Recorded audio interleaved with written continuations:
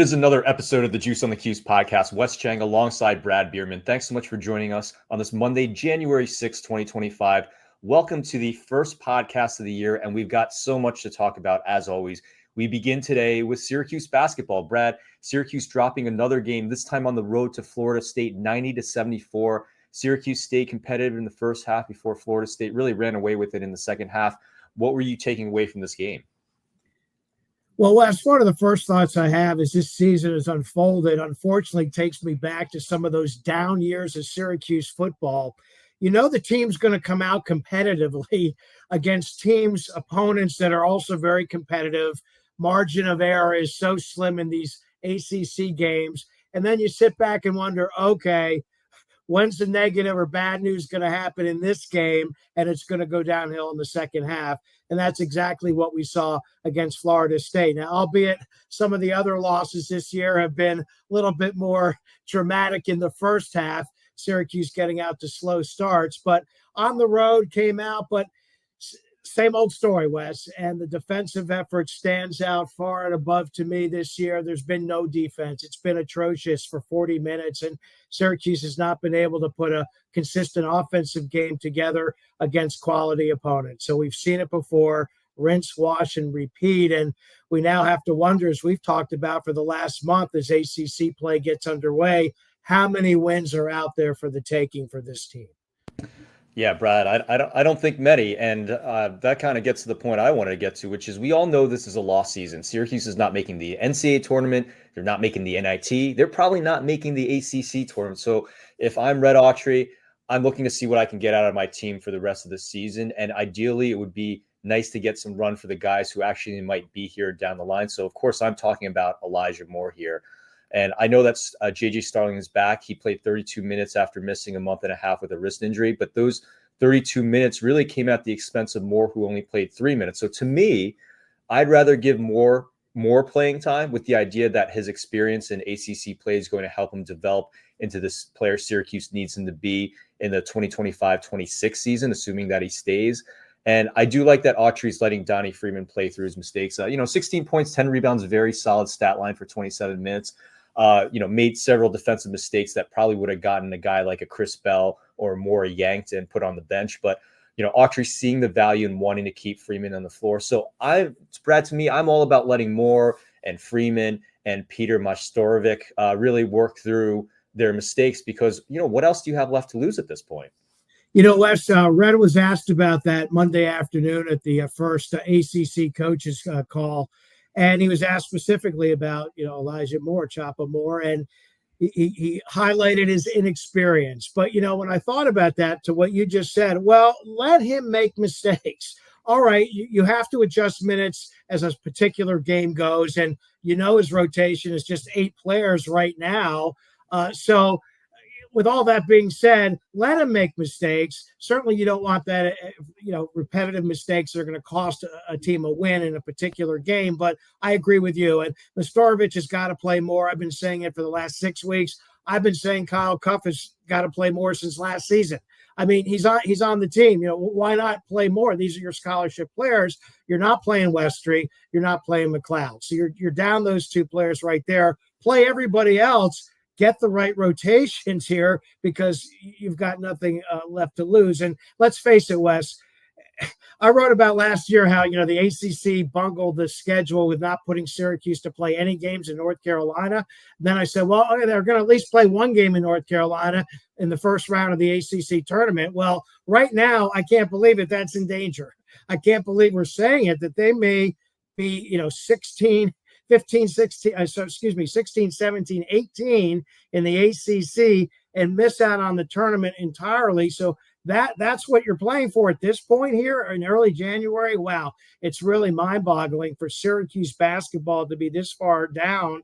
Really want to see what Red's going to do. I thought fresh set of eyes with Engelstadt coming in as an assistant coach, bringing in a general manager with Syracuse ties, all the talk about analytics, finally buying into the numbers to see what was going out on the court. And we're not seeing it translate to now roster management and coaching. So it's coming down to that. Sure, the players have to execute, the ones that are out there, but this combination's not working. And Historically, Wes, I've got to go back to the 1981-82 season when, at this point, really looked ahead and said, as you said a few minutes ago, there's going to be no postseason. You're talking about that this early, 81-82. They did make the NIT, just 2 games, but lost 4 of their last 5 in a very, close to not being 500 year for Jim Boeheim early in his career. So really, for all Syracuse fans, of course, we're enduring this, but really want to see what the coaching staff can do. And it starts with the Georgia Tech game in the Dome on Tuesday.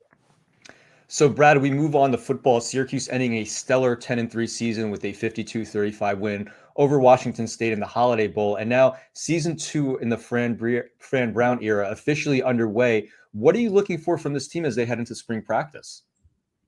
Well, I certainly think number one for everybody looking at Syracuse football is quarterback. What's the quarterback position going to look like? And is there any drama in the offseason with any chance of Kyle McCord having any eligibility left? But moving past Kyle McCord, what is the quarterback position going to look like? First and foremost, because we've seen how much emphasis Fran Brown places on that position.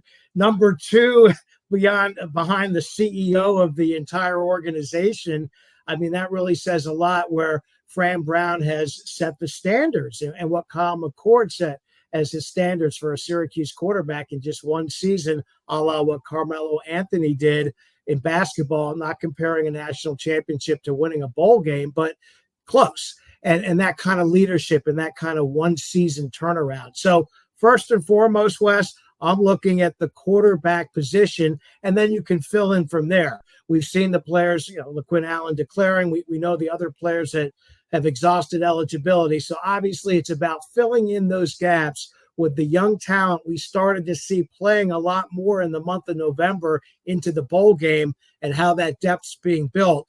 To that note, and you follow it a lot more closely than I do, how many of the 36 verbal signed commitments for the 2025 class, are going to make contributions next year, starting, with getting more playing time? Those are where standing out to me heading into spring practice. Yeah, and Brad, you talk about who's going to replace Kyle McCord, and Syracuse offering a couple quarterback prospects in the 2026 class. But I want to, of course, talk about the recruiting angle, because if you've been following along here at the Duke Online, you'll notice we've been speaking to a lot of football recruits from a relatively unfamiliar territory for Syracuse, and that's in Southern California. So starts with Jackson Gates, 2026 defensive back out of Laverne, which is in Southern California, committing in November. And that's really started a wave of recruiting on the West Coast. More recently, Syracuse in the 2028 class offering Jalen Flowers, Jordan Hicks, and Ace Luttel. One interesting quote from Jordan Hicks from his conversation with Syracuse recruiting assistant Alex Kelly, telling me, quote, "We talked about the future of Syracuse and starting a California to Syracuse pipeline," end quote. So, Brad, to me, that shows what Fran Brown has in mind moving forward, and he's getting out of Syracuse's traditional recruiting footprint. He's dispatched 3 of his top recruiters, and Alex Kelly, Devin Red, and offensive coordinator Jeff Nixon recently to offer these prospects. It seems like Gates will not be the last California recruit we see in Central New York. And so that's what I'm looking for this spring. Of course, we want to talk about the X's and O's and what you're going to see in the football field and the practice field. What I'm looking for is how recruiting is going to develop, especially after a 10-3 season, especially after a recruiting class that's been ranked inside the top 40 for 2025. What is he going to do in 2026 as he continues to develop Syracuse and develop pipelines that we weren't really used to in Central New York? And Wes, I had a question for you, because I've been reading about, how California is really building. And of course, you're based out there. You have a lot of familiarity with it. So talent rich, both, Southern California, especially, but in the Bay Area, just because of population as well. And historically, and I kind of was thinking back to remember when, Jim Boeheim first made that California pipeline for the basketball program in the 80s, because those players would come home from school and see Syracuse on TV. And if you think about it, Syracuse played some weeknight games this past season, albeit losses, against their Eastern rivals, Pitt and BC, but played those West Coast games, including in the bowl. So the whole program profile really was magnified out there, right? And of course, you were at the Cal game and really saw, the turnout there. And Cal pipeline, right? So geographically, is this something Fran Brown is really on the brink of doing? Yeah, I think it is. And again, you see some of the offers that are coming out, and he doesn't just put Devin Red in that position, taking Devin Red from the DMV area, which is where his recruitment footprint is, and putting him into California unless he knows that he has something there. And I to your point, Brad, because Syracuse is playing in California, because they do play at Stanford, because they do play at California, because they are ACC teams. I do think that there's something there and a good strategy that Fran Brown's taking. He sees an opportunity for a talent-rich area like California and specifically Southern California, and he's taking advantage of it. So we'll have to see how that plays out. I would like to see what he does in 2026. I think you can see maybe 2, 3, even 4 recruits from California in there. So, Brad, we're going to take a quick break. Rich Scanlon will join us when we return. This is the Juice on the Cuse podcast.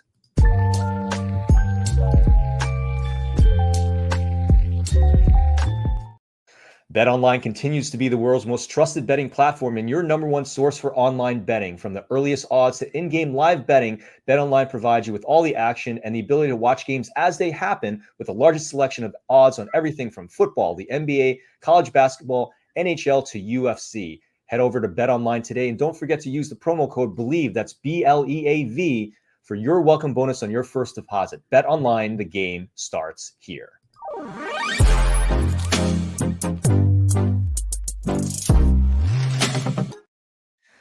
Back on the Juice on the Cuse podcast, Wes Cheng here with you. We are thrilled as always to be joined by former Syracuse and NFL linebacker Rich Scanlon. Rich, always a pleasure. How are you today? Wes, what's up, man? I'm doing good. We won 10 games this year. Going to be ranked in the top 20, or we better be. I'm feeling good, man. Yeah, I feel the exact same way you do. And Rich, I want to go back to one of our previous podcasts. One of my favorite quotes from you that you said on this very podcast: "It's better to be early with greatness than on time with mediocrity." I love that quote. You said that when you were on the podcast following the hiring of Fran Brown. Turns out you were spot on. You mentioned it. Syracuse went 10-3 this season. What are your biggest takeaways from this year? That coaching matters, right? The quarterback matters. Having NIL funds matter. And if you can get some of those things, you can be pretty damn competitive, right? You don't have to be, top of the heap, but you can make a huge difference with some small changes just by adjusting to the way the game is being played. So I think this year, school did a great job. The people who drove the NIL did a fantastic job. One of the guys that, was my former teammates is pretty close on that. So all that stuff kind of came together. The team performed exceptionally well just by, having Fran there, his ability to recruit, having something in terms of NIL, support of the administration. This is what you get if you can do those things. I wanted to ask you a question about two of the guys that played your position at Syracuse this year. That's Marlowe Wax, Justin Barron. You played in the NFL. You were an all Big East linebacker. You know what it's like to be a pro and to excel at that level. Do these guys have a chance at the NFL? Definitely. The game has changed a lot since when I played. So the requirements of what you need to do is a little bit different. But from watching those guys, they're always around the ball, making big plays. It was obvious when they weren't in, we kind of suffered, down the middle of the defense a little bit. So those guys, and it's all about being in the right place at the right. So timing matters a lot. Your ability to perform on the measurables matters a lot.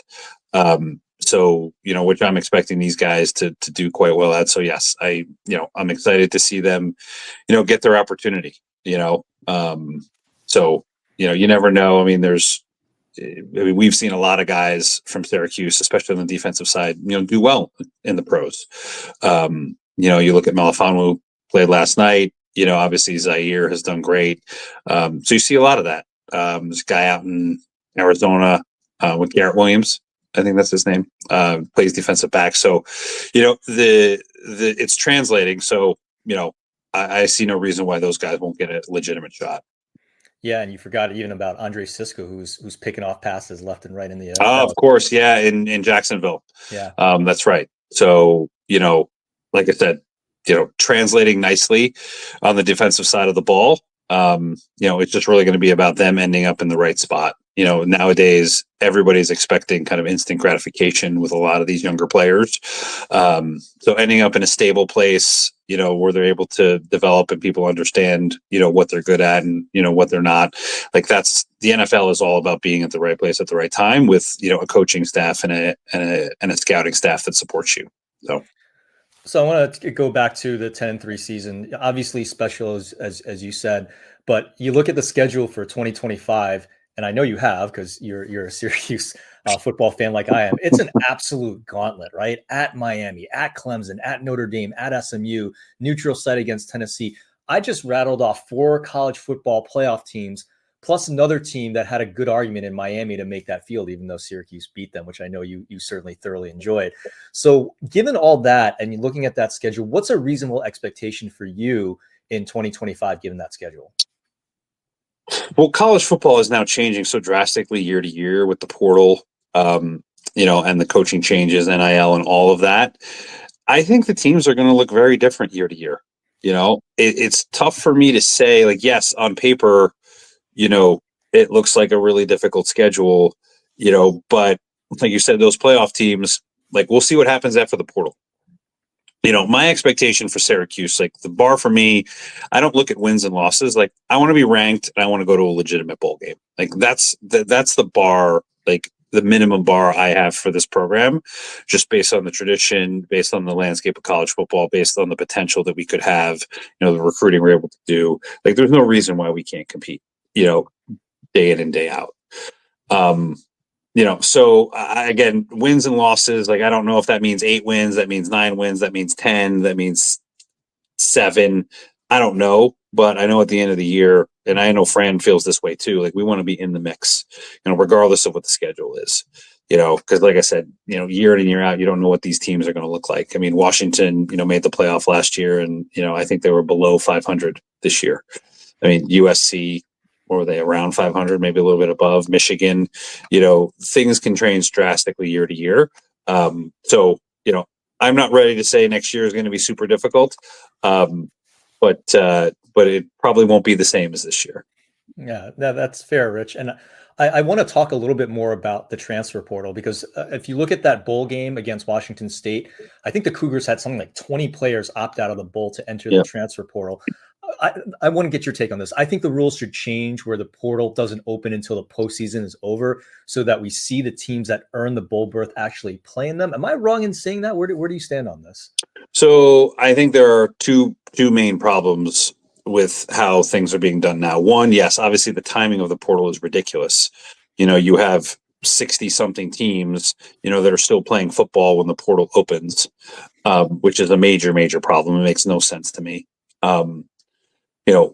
And then the second thing is the fact that NIL drives a lot of portal behavior. Because I don't think necessarily changing the portal timing will solve the issue, because if you're a player expecting to score big in NIL, getting into the portal, you're not going to risk injury playing in the bowl game and mess up your NIL money, right. Potentially. So what they really need to do is start decoupling NIL and the transfer portal. Like, to me, going back to the old transfer rules, with certain exceptions, of course, where you had to sit out a year, that would discourage a lot of this like free agency type of behavior where you're basically bidding on play. You're tampering with players saying, hey, enter the portal. We'll pay you $1 million, we'll pay you $100K, $500K, whatever. If you had to sit out a year, I'm not sure how many alums would be willing to pay for a kid to sit on the sidelines, Arch Manning being the exception, obviously. But I think the fact that those two things are so closely tied together creates a huge issue. I think if you were to say, hey, if you hit the portal for any other, like for a reason that's not, either a medical issue or if your coach leaves, because I still think if the coach bails, maybe you get a one-time transfer. Like if you decouple those things and make people sit out and go back to the old rules, you would see a lot less activity. I think the fact that now you have players like, the backup quarterback for Penn State's a perfect example. Like he was going to hit the portal. I think because he needs to get paid, right? Like people are handing out the money like as soon as the portal hits, right? So if you want to get paid, you need to be part of their budgeting. You need to hit the portal, So I think decoupling the two things, would be my kind of like ideal solution. I think moving the portal back will help a little bit, but I still think you'll have that subset of players who are like the big name players who are going to hit the portal to get paid. So, Rich, I'll get you out of here on this one. And you and I have had conversations about this offline, excuse me. But on the topic of NIL, I've always thought student athletes should be paid to work on their craft. I thought you should have been paid when you were a linebacker at Syracuse because you put in the time. Yep. But I've always come from it with an angle of having a salary cap in contracts where athletes have to stay for a full season and be incentivized not to jump to the portal so quickly. So coming from it as an angle, as a prominent Syracuse booster yourself, what are these adjustments reasonable? And if you had to make some more adjustments to the NFL NIL, what would you do to it right now? So absolutely, I think they're reasonable and necessary. I think now you'll start to see more sophistication in some of these NIL agreements. It'll be interesting now that the schools can, with the lawsuit settlement, the schools will start dictating some of that budgeting and how that money gets spent as well. So I hope you would start to see a little bit more structure in some of these deals, because a lot of them are just Wild West, but also, these are basically free agent signings, and it's kind of free agency all year round. So if one school is offering you a deal that's not contingent on, playing in the bowl game, or will give you more money up front, like those are all things that will come into play. So I don't necessarily think you can get rid of those things unless you legislate them out, but I would hope that there be more structure around some of these deals. Because now, even with some of the NRLs, like people are still having to get paid extra to play in the bowl games or do whatever. Again, the NCAA takes a great idea around compensating athletes for the revenue that they're bringing in, and just totally like butchers the concept. Just totally like classic NCAA. Yeah, the same thing with the transfer portal. You take a good idea where, hey, if the coach should leave, the player should leave, and you just totally like fuck it up. Like it's classic on brand NCAA like incompetence in terms of how to manage good ideas, but then executing on them terrible. Speaking of on brand, Rich, you always come through with great analysis, great thoughts. Rich Scanlon, ladies and gentlemen, former Syracuse NFL linebacker. Rich, thanks so much for your time. We'll talk to you soon. Thanks, Wes. Appreciate it.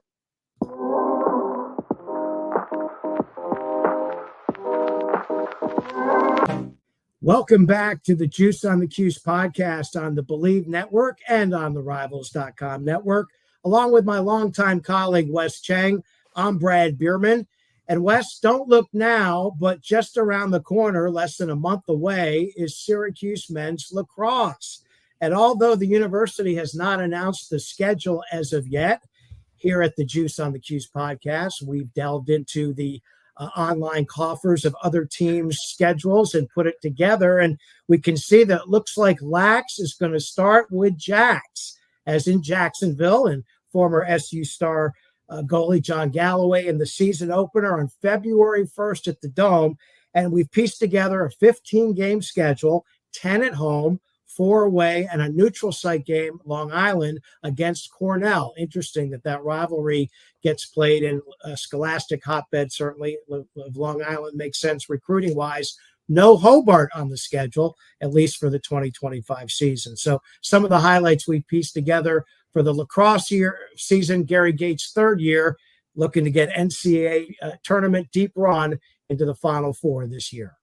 Wow, Brad, that's really disappointing. There's no Krause Simmons Trophy this year. I mean, that's been played for so long, such a rich history there. I am a little disappointed they're not going to play Hobart. Maybe they'll add them later in the season. Brad wanted to send a warm congratulations to former Syracuse linebacker Zaire Franklin. He was named to his first NFL Pro Bowl, now in his 7th season with the NFL's Indianapolis Colts. He leads the NFL in tackles. He's led the Colts in tackles for the last 3 seasons. He recently signed a 3-year, $31 million contract extension. Turns out it was worth every bit of that, because he becomes the first Syracuse player since Chandler Jones in 2021 to make a Pro Bowl. What a great story as an undrafted free agent. Certainly a player Syracuse recruits can look to as a path to the NFL. Wes, I've always said there are 2 players that Fran Brown should always have back each year to speak to the team. Heisman Trophy runner-up Don McPherson from 1987 and Zaire Franklin, the linebacker that you just mentioned. Those 2 players will sell Syracuse any recruit coming in. Boom, done, finished. That's it for us. For Brad Bierman, this is Wes Cheng. You've been listening to the Juice on the Cuse podcast presented by Believe in Rivals, and we will see you next time.